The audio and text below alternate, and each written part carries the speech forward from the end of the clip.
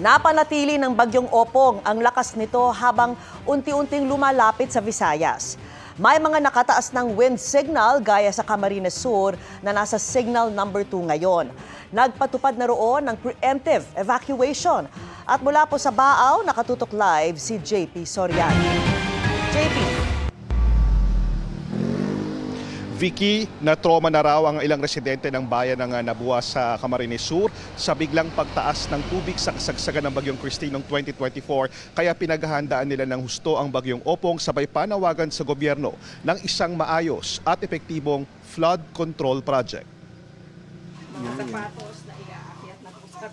Basa na sa pawis at ulan si Eden sa kakabalot sa ilan din ng gamit at pagpapanik ng applyan sa mataas na bahagi ng kanilang bahay dito sa Barangay San Luis. Nag-umpisa na kasing umulan bandang hapon na nagpaalala kay Eden at kanyang mga kapitbahay kung paanong biglang pinasok ng baha ang kanilang barangay noong October 2024. As in, mabilis po. Segundo lang po. In 30 minutes talagang lampas tao. Isa lang ang bayan ng Nabua sa flood-prone area sa probinsya o yung lugar na madalas malubog sa baha. At dahil nasa signal number 2 na ang Camarines Sur, ang ilang residente gaya ni Akay, nagkabit na ng makapal na kahoy sa kanilang bintana para di mabasag at pasukin ng tubig. Para sabi daw malakas na sabi mag-prepare. Yan nga mismo ang panawagan ng barangay officials, kaya nag-public service announcement na sila ng mga paalala. Open po ading evacuation center. Ngamin po, pwede po sa ading magtumaas po. Sakto at may bagong gawang evacuation center ang barangay na kayang mag-accommodate ng hanggang 20 pamilya. Batid naman daw ng mga taga rito na may kinalaman sa climate change ang mga matinding pagbaha. Pero dahil bilyon-bilyong piso ang mga inilaan sa mga proyektong pipigil sana sa pagpasok ng baha, hindi raw ba dapat nagawa na ito ng solusyon? Bilang Pilipino, tayo lahat, tayo nagbubuwis. Kawawa naman yung mga Pilipino. Kawawa naman yung taga Nabua.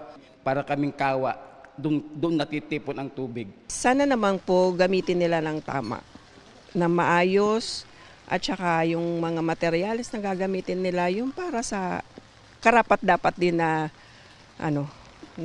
para sa flood control talaga.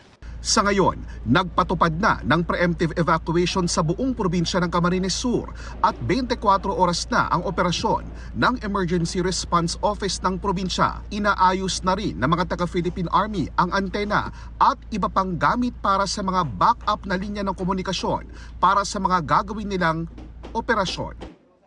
Sa Naga City, nilagyan na rin ng mga kahoy at pangharang ang bintana ng ilang hotels at opisina para sa inaasahang malakas na hanging dala ng Bagyong Opong. Hindi na rin muna nagbukas ang ilang establishmento para bigyang panahon ang kanilang staff na mapaghandaan din ang bagyo. At Vicky, mga kapuso, narito po tayo ngayon sa bayan ng Bao. Sa panulukan ng bayan ng Bula sa Camarines Sur, umuulan po ngayon pero hindi pa ganun kalakas ang hangin. Papunta po tayo sa direksyon ng Legazpi Albay para silipin din ang sitwasyon doon. At yan muna ang latest. Balik po na sa iyo, Vicky. Maraming salamat sa iyo, JP Soriano.